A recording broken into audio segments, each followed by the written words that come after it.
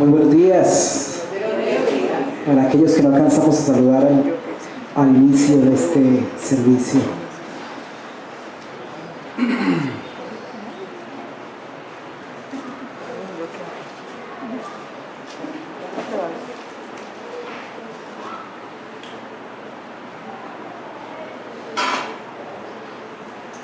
Gracias, doña Fede.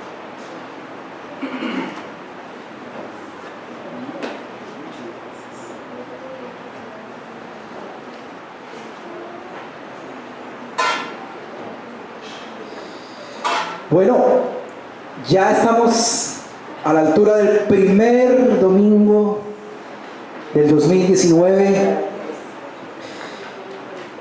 y siempre a esta altura del año, terminando aún el año pasado,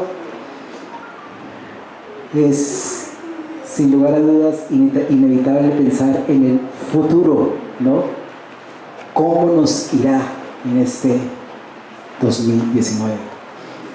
Siempre a esta altura del año hay expectativas, ¿no? ¿Y cuál es la expectativa, por lo general? De que sea un año ¿cómo? De que nos vaya bien, ¿cierto? Y a la hora de pensar en que nos vaya bien,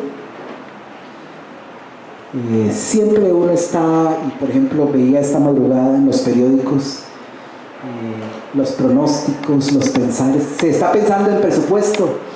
Y creo que nosotros pensamos en presupuesto, ¿cómo nos irá en este año? Pensamos en nuestras luchas, en nuestra posición económica, pensamos en los desafíos, pensamos en las capacidades que tenemos. ¿Tendré lo que es necesario para afrontar este 2019? Pensamos en las influencias, en los amigos, estaremos rodeados de las personas que necesitaremos en este 2019. En fin, se piensa en muchas cosas para afrontar el 2019. ¿O no es así? No obstante, siempre tendremos en la palabra de Dios un mensaje pertinente a la hora de pensar en el futuro. Y no es que no sea importante la economía, no es que no sea importante las relaciones, no es que sea importante el estudio, el progreso que uno pueda tener, pero a la luz de la palabra de Dios hay cosas más fundamentales o prioritarias y hay cosas complementarias. Por lo general, la gente de este tiempo considera fundamental lo que la palabra de Dios considera complementario. Y a la hora de afrontar el futuro, la palabra de Dios siempre va a apuntar a una esfera de la vida. Para que te vaya bien, tienes que pensar en primer lugar en tu carácter, en tu corazón. De más está recursos, de más está influencias, compañía, proyectos, capacidades, patrimonio. Lo importante para que te vaya bien es el carácter del corazón. Y de eso nos ha venido hablando el libro de Eclesiastés. Hace 8 días estuvimos hablando en el primer capítulo. Hemos dicho, Eclesiastés es un libro de balances, ¿cierto? A final de año está pensando en balances y a principio de año también. Está queriendo que los balances de año por venir sean lo mejor posibles. Eclesiastés es un libro de balances y por eso la pertinencia para nosotros hoy volver a ahondar ahora en el capítulo 2. Quiero invitarle que me acompañe a que vayamos al capítulo 2 del libro de Eclesiastés. Permítame hacer un recuento. Nos habló el libro de Eclesiastés de 2 balances en el capítulo 1. Primero, el trabajo no lo es todo. Y nos lo argumentaba el predicador, el Joquelet. ¿Por qué el trabajo no lo es todo? Porque no duramos para siempre y porque somos seres cíclicos. Ese era el primer balance que nos decía Eclesiastés. El segundo balance que nos mostraba Eclesiastés es que como seres humanos nunca vamos a tener ¿qué? Contentamiento. Siempre seremos insatisfechos. La realidad de la insatisfacción. Alcanzamos una cosa y cuando lo alcanzamos, ya queremos algo mayor. Y llegamos a ese mayor y lo alcanzamos y ya queremos otro mayor. No hay contentamiento. Vamos a acercarnos al capítulo 2 para ver otros 3 balances en este capítulo 2 del libro de Eclesiastés. Y quiero invitarle a que veamos los primeros 11 versículos. He allí, si pudiéramos segmentar y estructurar el capítulo 2, podríamos ver ahí la primera parte. ¿Cuál es el primer balance de este predicador? Recuerde que el tono del predicador no es un tono pesimista por sí, no es un tono escéptico, no es un tono de jartera, es un tono pedagógico de balance. ¿Por qué razón lo decíamos? ¿Por quién es el autor? Un hombre que lo tuvo todo. Y los balances que hace aquí, tal vez el tono lúgubre que se escucha en el que se lee Eclesiastés, es un tono de reflexión pedagógica. Es decir, está apuntando y nos está diciendo que no le pase a usted lo que me pasó a mí. Y sobre todo en este capítulo 2 vamos a ver la experiencia del propio predicador, que no nos pase a nosotros. Dije yo en mi corazón, comienza el capítulo 2, ven ahora, te probaré con alegría y gozarás de bienes. Mas he aquí, esto también era vanidad. A la risa dije, ¿enloqueces? Al placer, ¿de qué sirve esto? Propuse en mi corazón agasajar mi carne con vino, que anduviese mi corazón en sabiduría y al mismo tiempo con retención de la necedad, hasta ver cuál fuese el bien de los hijos de los hombres, en el cual se ocuparán debajo del cielo todos los días de su vida. Engrandecí mis obras, edifiqué para mis casas, planté para mis viñas, me hice huertos, jardines, planté en ellos árboles de todo fruto, me hice estanques de aguas para regar de ellos el bosque donde crecían los árboles. Compré siervos, siervas, tuve siervos nacidos en casa, también tuve posesión grande de vacas y ovejas, más que todos los que fueron antes de mí en Jerusalén. Me amontoné también plata, oro, tesoros preciados de reyes y provincias. Me hice de cantores y cantoras de los deleites de los hijos de los hombres y de toda clase de instrumentos de música. Y fui engrandecido y aumentado más que todos los que fueron antes de mí en Jerusalén. A más de esto, conservé conmigo mi sabiduría. Ojo a esto, no negué a mis ojos ninguna cosa que desearan, ni aparté mi corazón de placer alguno, porque mi corazón gozó de todo mi trabajo y esta fue mi parte en toda mi faena. Miré yo luego todas las obras que habían hecho mis manos y el trabajo que tomé para hacerlas. ¿Y cuál era el balance? Todo era vanidad, aflicción de espíritu, sin provecho debajo del sol. ¿Oramos?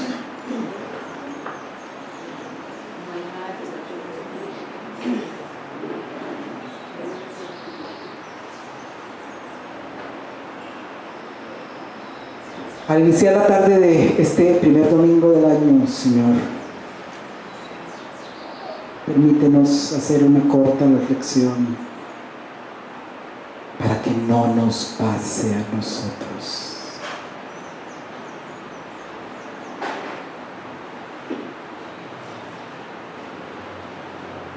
Que nuestro carácter, Señor, sea moldeado por ti. Que en este 2019 parte de la agenda sea el depender de ti, el filtrar nuestro corazón y nuestros deseos, sea el depender absolutamente de ti, sea ser fiel a ti a pesar de.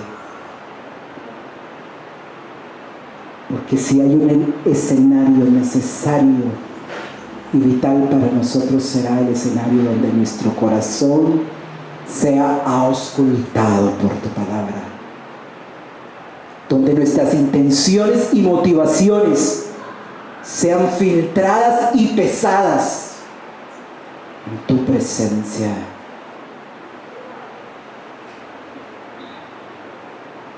Para que aprendamos un poquito más cada día a ser como tú. En el nombre de Cristo Jesús. Amén. ¿Qué podemos obtener de este primer balance? En el tono de este primer balance, ¿qué hay? ¿Qué podemos apreciar? ¿Cuál es el concepto? ¿Cuál es el balance que hace el predicador? A ver, escucho apreciaciones de lo que leímos. Negativo. ¿Cómo? Negativo. Negativo, ¿cierto? Al final.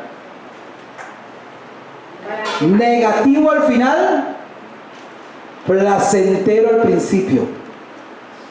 ¿Y cómo es que lo placentero termina en negativo? ¿Cuál es el concepto? ¿Cuál es el balance? A ver, escucho sus apreciaciones. El exceso.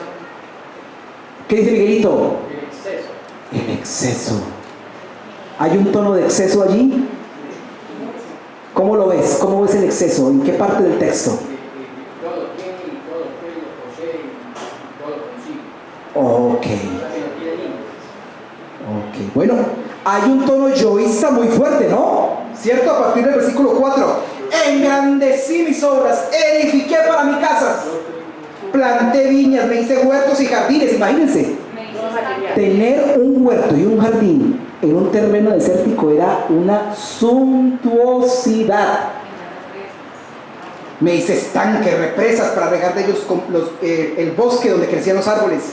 Compré siervos, tuve siervos. Un yoísmo excesivo. Como si todo hubiera sido por el mismo. Ok, como si todo hubiera sido por el mismo. Gracias, Miguelito. Otra apreciación, Mauro.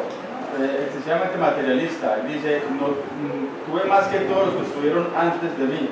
O sea, todos se entró en el tener y en el suplir sus propios deseos.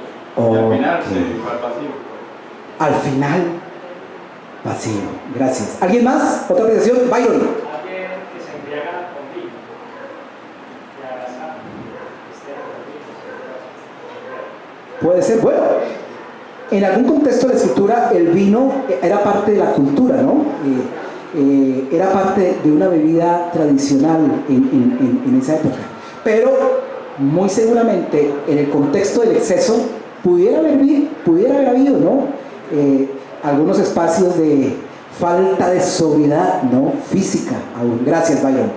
Otra apreciación, Patri. Si estaba basado en todo, él era el centro, todo existía como para él y no se habló como de nada de él hacia los demás, sino todo hacia él. Y nada de relaciones como de afecto ni de nada, solamente material. Pensando en él, ¿no? Gracias, Patri. Joa. El placer y los logros son pasajeros. Bueno, podría ser el balance. El concepto primero para nosotros hoy, el placer y los logros son pasajeros. Que no se nos olvide en este 2019 que los logros y los placeres son pasajeros. Yulisita, Lo material lo material no llena. No llena, no llena. Y esto se relaciona con la realidad de insatisfacción que tiene todo ser humano. Permítanme leerles y quiero que me acompañe a ver un texto narrativo equivalente a este poético de Eclesiastés, Primera de Reyes, capítulo 10. Vamos a ver, y este texto nos narra parte de la experiencia de vida de Salomón. Primera de Reyes, capítulo 10, versículo 14. Primera de Reyes, vamos a ver lo mismo que está en el tono poético. Vamos a verlo en un tipo de literatura narrativa, como lo presenta Primera de Reyes, capítulo 10, versículo 14.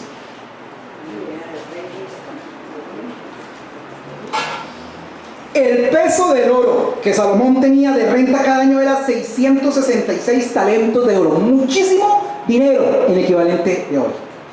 Sin lo de los mercaderes y lo de la contratación de especias y lo de todos los reyes de Arabia y de los principales de la tierra. Hizo también el rey Salomón 200 escudos grandes de oro batido, 600 ciclos de oro gastó en cada escudo. Asimismo, hizo 300 escudos de oro batido, en cada uno de los cuales gastó 3 libras de oro. El rey los puso en casa del bosque del Líbano. Hizo también el rey un gran trono de marfil, el cual cubrió de oro purísimo. 6 gradas tenía del trono, y la parte alta era redonda por el respaldo, y a uno y otro lado tenía brazos cerca del asiento, junto a los cuales estaban colocados 2 leones. Estaban también 12 leones puestos allí, en las 6 gradas, de un lado y de otro. En ningún otro reino se había hecho trono semejante. Y todos los vasos de beber del rey Salomón eran, ¿de qué? De oro. Y asimismo toda la vajilla de la casa del bosque del Líbano era de oro fino, nada de plata, porque el tiempo de Salomón no era apreciada. Porque el rey tenía en el mar una flota de naves de Tarsis, con la flota de Irán. Una vez cada 3 años venía la flota de Tarsis y traía oro, plata, marfil, monos, pavos reales. Así excedía el rey Salomón a todos los reyes de la tierra en riquezas y en sabiduría. Toda la tierra procuraba ver la cara de Salomón para oír la sabiduría que Dios había puesto en su corazón. Y todos le llevaban cada año sus presentes: alhajas de oro, plata, vestidos, armas, especias aromáticas, caballos, mulos. Y juntó Salomón carros y gente a caballo, y tenía ¿cuántos? 1400 carros, 12,000 jinetes, los cuales puso en la ciudad de los carros con el rey en Jerusalén. E hizo el rey que en Jerusalén la plata llegara a ser como piedras, y los cedros como cabrahigos de la cefela en abundancia. Y traían de Egipto caballos y lienzos a Salomón, porque la compañía de los mercaderes del rey compraba caballos y lienzos. Y venía y salía de Egipto el carro por 600 piezas de plata y el caballo por 150. Y así los adquirían por mano de ellos todos los reyes de los heteos y de Siria. 11:1. ¿Con qué palabra comienza? Pero. Esto es todo el contexto. El rey Salomón amó, además de la hija de Faraón, a muchas mujeres extranjeras, a las de Moab, a las de Amón, a las de Edom, a las de Sidón y a las heteas, gentes de las cuales Jehová había dicho a los hijos de Israel: no os llegaréis a ellas, ni ellas se llegarán a vosotros. ¿Por qué razón? Porque ciertamente harán inclinar vuestros corazones tras sus dioses. A estas pues se juntó Salomón con amor, y tuvo 700 mujeres reinas y 300 concubinas, y sus mujeres, ¿qué hicieron? Desviaron su corazón. Cuando Salomón era ya viejo, sus mujeres inclinaron su corazón tras dioses ajenos, y su corazón no era perfecto con Jehová su Dios, como el corazón de su padre. ¿Qué tal este balance? Algunos dirían: uy, pero la bendición del Señor, qué economía, qué brillantez. Balances inocuos. Debiéramos decir: qué pobreza la de este hombre, qué suntuosidad, qué exageración, ¿no? Qué vacío, dice Laurita. Por eso, ojo a la hora de medir resultados en el reino de Dios. No hagamos balances en el reino de Dios con ojos humanos, porque no todo lo que brilla es oro. ¿Cuál es la actitud del corazón de este hombre? ¿Cuál es la actitud del corazón? ¿Qué podríamos decir? ¿Cómo? Desengaño. ¿Qué desengaño con Salomón?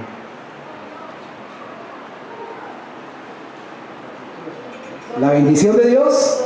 La sabiduría que tenía, que hizo todo esto.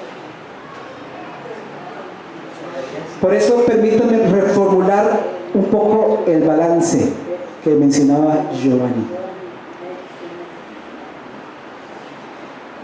Ojo en este 2019. No nos concedamos de todo. No nos demos concesiones de todo lo que deseemos. porque nos ubicará en un lugar peligroso. Qué peligro es cuando todo va sobre ruedas. Qué peligro es la prosperidad. Qué peligro el desenfreno. No te concedas todo lo que deseas, porque será un entorno peligroso para ti en este 2019. La experiencia de fe no consiste en mostrar, mira todo lo que me ha dado el Señor. Esto no es fe, porque el Señor no concede todo, gracias a Dios. Porque el Señor responde, no, gracias a Dios. No nos atrevamos a declarar cosas que no están en la voluntad del Señor para nuestras vidas. Porque lo que uno cree que es lo mejor, se convierte en lo peor. Hay camino que al hombre le parece derecho, y queremos doblarle el brazo a Dios para que nos lo conceda y declararlo. ¡Ojo! Gracias a Dios, Él es Dios y no es manipulable. Y también nos va a conceder un no por respuesta, y será lo mejor para nosotros, porque Dios también concede no. Ojo al creer quién está en victoria, porque los conceptos de victoria son muy diferentes a los conceptos humanos. Victoria no es necesariamente números. Victoria no necesariamente es influencia. Victoria no necesariamente es reconocimiento. Victoria es tener filtrado el corazón. Victoria es no darlo rienda suelta. Victoria es ser sobrio, mesurado. Victoria es estar a una altura de vida. Eso es victoria. Sufrir por hacer lo que a Dios le agrada. Victoria es tener un mismo parámetro con Él. Que tus victorias en este 2019 no sean las victorias que te dan licencia para hacer y deshacer. Que tus victorias en este 2019 no te den licencia para darte todos los gustos, porque puede ser que en darte todos los gustos esté tu perdición. Así sean anhelos legítimos, legales. Lo que no está en la voluntad de Dios para tu vida te hará daño. Relaciones, sueños, anhelos, logros que no están en la voluntad del Señor para tu vida te harán daño. No a todo le digas que sí. No a todo le digas que sí, porque no tendrás plenitud ni satisfacción. Segundo balance, versículos 12 al 17. Después, este es el más complejo, percibámoslo. Después volví yo a mirar para ver la sabiduría y los desvaríos y la necedad. Porque ¿qué podrá hacer el hombre que venga después del rey? Nada, sino lo que haya sido hecho. He visto que la sabiduría sobrepasa la necedad como la luz a las tinieblas. El sabio tiene sus ojos en su cabeza, mas el necio anda a oscuras o en tinieblas. Pero también entendí yo que un mismo suceso acontecerá al uno como al otro. Entonces dije yo en mi corazón, como sucederá al necio, me sucederá también a mí. ¿Para qué pues he trabajado hasta ahora por hacerme más sabio? Y dije en mi corazón que también esto era vanidad, porque ni del sabio ni del necio habrá memoria para siempre, pues en los días venideros ya todo será olvidado y también morirá el sabio como el necio. Aborrecí por tanto la vida, porque la obra que se hace debajo del sol me era fastidiosa, por cuanto es vanidad y aflicción de espíritu. A ver, ¿cómo sopesamos este balance? Al mismo tiempo hay sabiduría y al mismo tiempo hay necedad. ¿Cómo es que este hombre dice, entonces no sirve de nada ser sabio? ¿Cómo es que este hombre dice, al sabio y al necio le espera lo mismo? ¿Cómo explicamos? Que no van a gloriarse de la sabiduría tampoco, porque pues, eso es lo que yo entiendo, no van a gloriarse de eso. Exacto. Primero hay que recordar que esta es la expresión de una vivencia. ¿De quién? Del predicador. Está hablando desde su propia experiencia. Y fue sabio. Y la palabra reconoce que el hombre fue sabio. Primera de Reyes 4, 29 al 31 lo dice. Pero ¿qué pasó? Al mismo tiempo de haber sabiduría, ¿qué había? Necedad. Es decir, la realidad de la ambigüedad. Puede haber al mismo tiempo sabiduría y puede haber al mismo tiempo necedad. Ojo, que seamos creyentes, que tengamos una experiencia con Dios como la tuvo Salomón al ser ungido, porque era ungido del Señor. No le exceptuó vivir la experiencia de la necedad. Ojo, no creamos que por ser creyentes estamos exentos de vivir en necedad. El balance es la tragedia de la ambigüedad. Al mismo tiempo que sabiduría, necedad.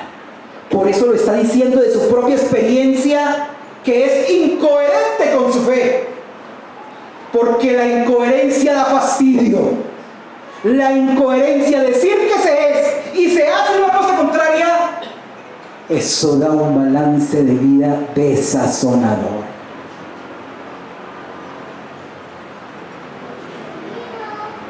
El ungido del Señor haciendo cosas necias.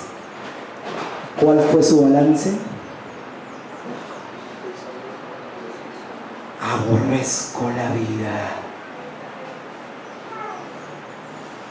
Todo es fastidioso, todo es vanidad y aflicción de espíritu.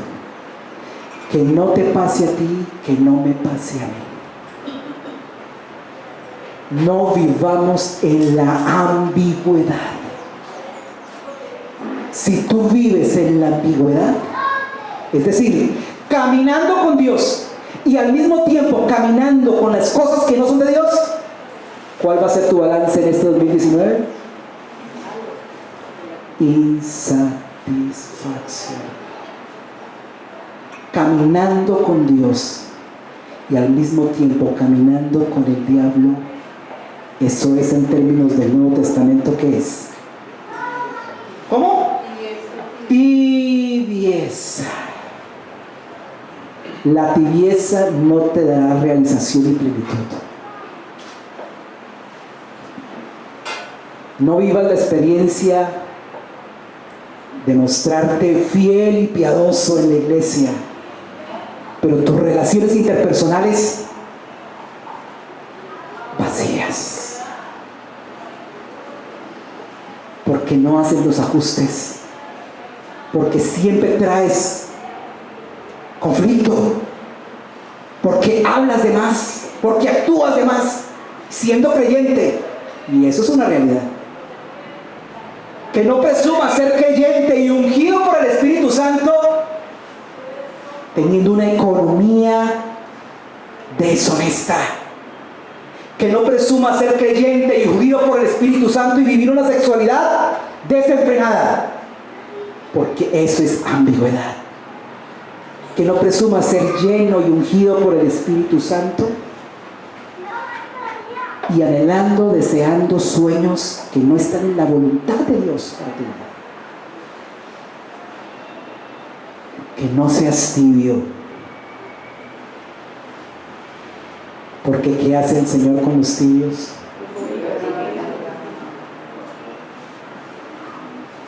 Los vomitará. Esa es la gran tragedia de la incongruencia. Que tu balance no sea solo bonito porque tienes casa, carro y beca y prestancia, pero relaciones fracturadas, balance pobre. Que tengas casa, carro, beca, logro, reconocimiento y una sexualidad desenfrenada. Eso es balance pobre. Que tengas, entre comillas, la bendición del Señor.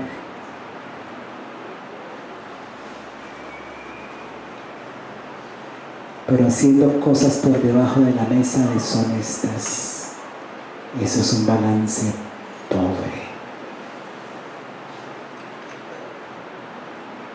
La realidad de la ambigüedad da insatisfacción. Por último, versículos 18 al 23. Asimismo, aborrecí todo mi trabajo que había hecho debajo del sol, el cual tendré que dejar a otro que vendrá después de mí. ¿Quién sabe si será sabio o necio el que se enseñoreará de todo mi trabajo en que yo me afané y en que me ocupé debajo del sol, mi sabiduría? Esto también es vanidad. Volvió por tanto a desesperanzarse mi corazón acerca de todo el trabajo en que me afané y en que había ocupado debajo del sol, mi sabiduría. Que el hombre trabaje con sabiduría y con ciencia y con rectitud, y que haya de dar su hacienda a hombre que nunca trabajó en ello. Esto es vanidad y mal grande. Porque ¿qué tiene el hombre de todo su trabajo y de la fatiga de su corazón con que se afana debajo del sol? Porque todos los días no son sino dolores y trabajos y molestias. Aún de noche su corazón no reposa. Esto también es vanidad. ¿Cuál es el balance? ¿Cuál es la temática que hila estos versículos? Nadie sabe para quién trabaja. Alguno en la jornada de oración dijo que sonaba a la parábola que se narra en Mateo de aquel necio que tenía tanto que dijo: no, tengo que construir algo más grande, y lo construyó, y una voz le decía: necio, esta noche vine a pedir tu alma, y lo que has hecho, ¿para quién será? ¿Cuál es el balance? ¿En qué está pensando? ¿En qué realidad humana? Dígalo duro. Las herencias. En las herencias, en los legados. Y lo que yo hice, ¿para quién va a ser? Balance trágico: construir, trabajar diligentemente, y que yo no haya levantado una generación trabajadora, diligente, temerosa de Dios. Eso es un balance trágico.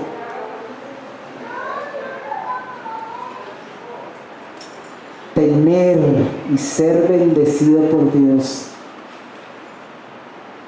pero no tener a nadie con el criterio, con la sabiduría, con el entendimiento que pueda continuar con el legado. ¿Quién fue el hijo del predicador? ¿Quién fue el hijo de Salomón? ¿Cómo se llamó? El hijo de Salomón: Roboam. ¿Y cuál fue el fruto de esa belleza?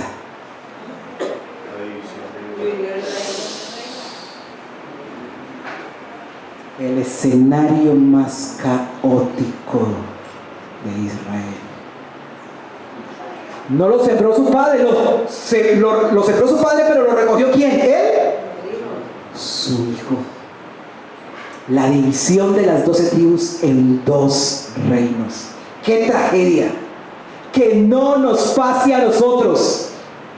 Que no sigamos el ejemplo de estos sabios que por mucha suntuosidad y victoria y sabiduría, que en últimas fue insensatez, que no nos pase a nosotros que vivamos la tragedia de que no hayamos levantado generaciones sabias, honestas.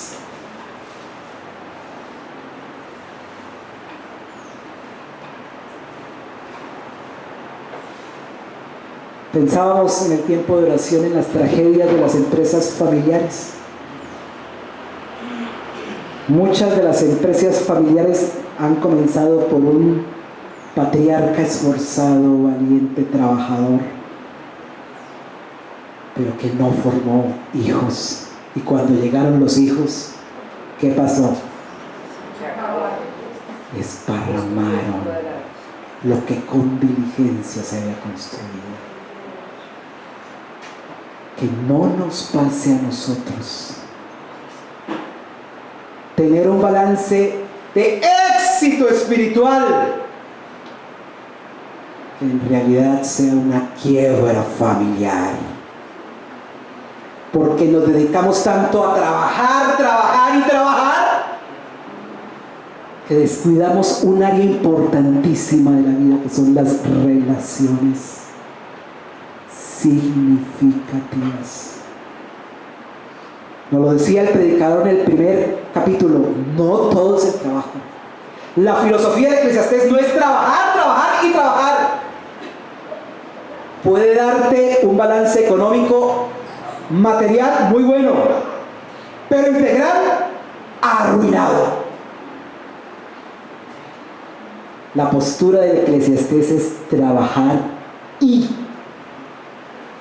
tener en cuenta mi área familiar. Trabajar y tener en cuenta mis descansos, mis pares, mi salud. Trabajar y tener en cuenta todas las áreas de la vida. Trabajar y tener relaciones interpersonales fructíferas. ¿Cómo están tus relaciones interpersonales? ¿Cómo te ve la gente a ti?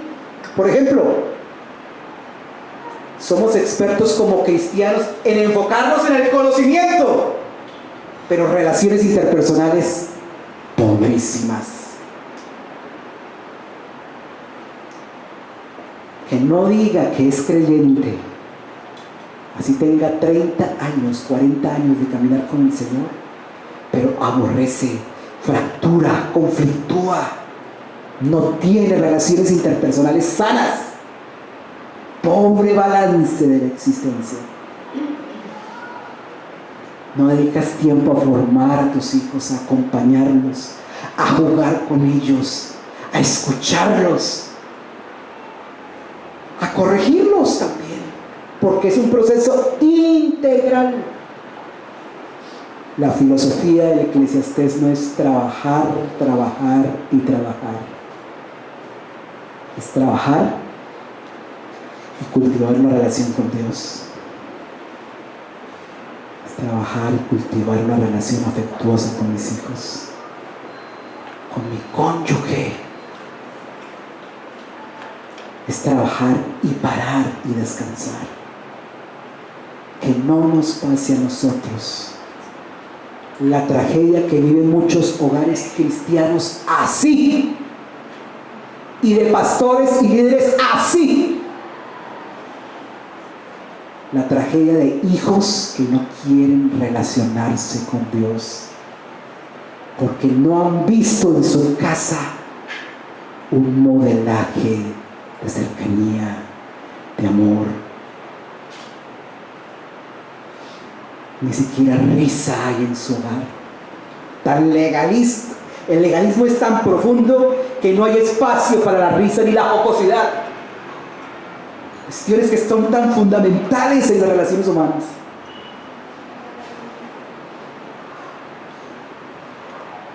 Es una tragedia. Que no te pase a ti, no te pase a mí. Por eso concluye 24 al 26.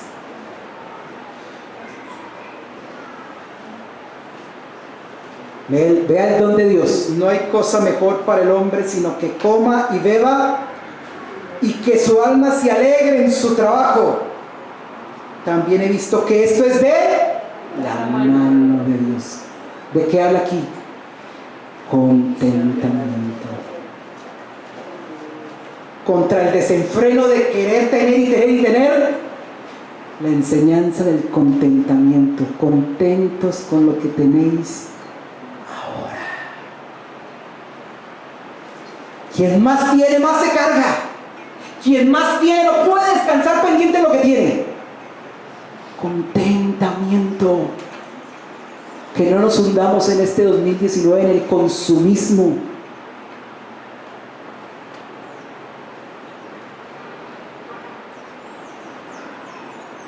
¿Quién comerá 25? ¿Quién se cuidará mejor que yo? Porque al hombre que le agrada, Dios le da sabiduría, ciencia y gozo.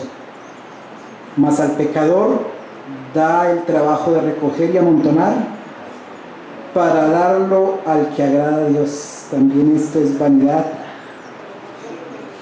y aflicción de espíritu. Cierren nuestros ojos.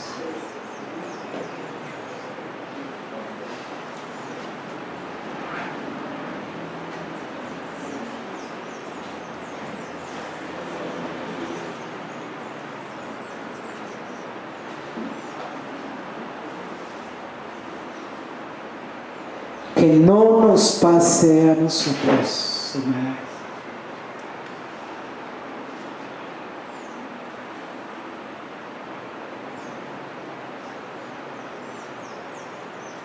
Que no nos dediquemos en este 2019 a desearte todo y a satisfacernos con todo, porque ese será un escenario peligroso que nos puede alejar de ti. Por eso, Señor, que en este 2019 filtremos las intenciones y motivaciones de nuestro corazón. Que no vivamos el descaro de reclamarle a Dios promesas y no obedecer.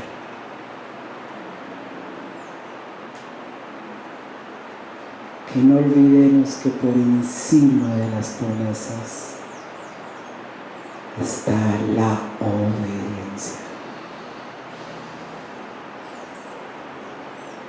Y la obediencia nos invita a tener cuidado con lo que deseamos. La obediencia nos impulsa a ser mesurados. La obediencia nos impulsa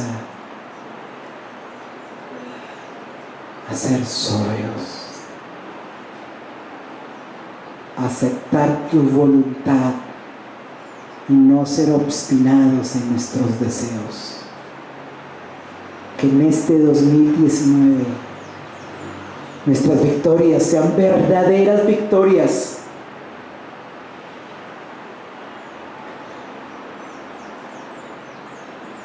La victoria de vivir una vida agradándote y honrándote.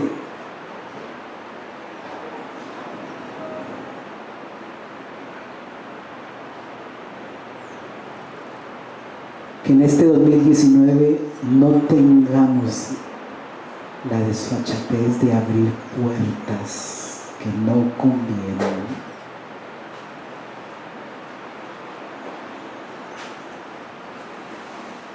Que seamos y tengamos conciencia de no abrir puertas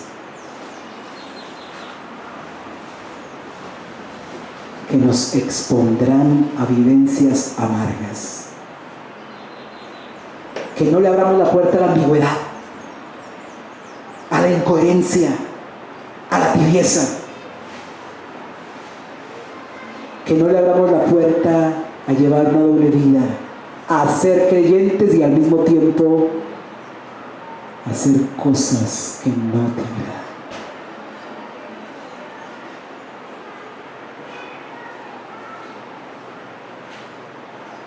Señor, líbranos de la tragedia de que nuestros hijos no quieran servirte, ni tenerte en cuenta, ni vivir para ti.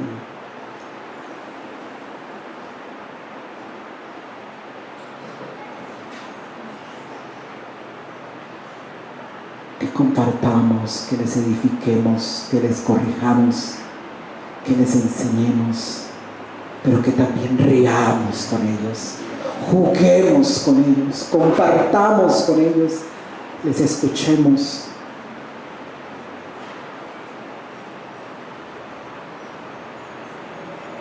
Que no caigamos en el engaño y en el sofisma de que trabajo para el bien de ellos y dediqué tanto tiempo al trabajo que ya no hubo oportunidad para compartir con ellos, más bien para ser desechado por ellos.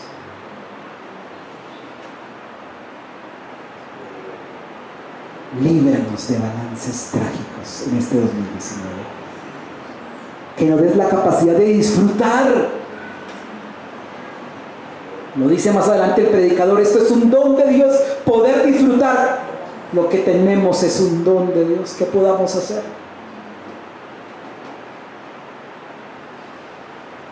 Que podamos mostrar legado, dando a la sociedad hijos que hagan lo que es correcto, honesto. Ayúdanos, Señor, en el nombre de Cristo Jesús.